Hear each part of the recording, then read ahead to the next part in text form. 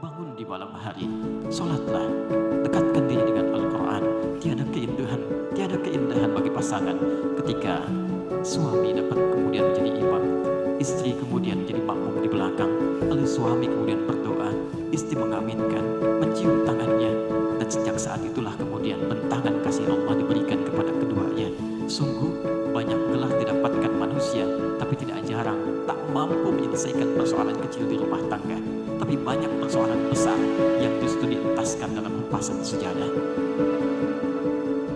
Saudara Muhammad Yusuf bin Abdurrahman, saya nikahkan Halimatun Sa'diyah binti Abdullah sebagaimana wakilah walinya kepada saya untukmu dengan mahar 10 mayam emas tunai. Saya terima nikah Halimatun Sa'diyah binti Abdullah untuk saya dengan mahar 10 mayam emas tunai. Alhamdulillah.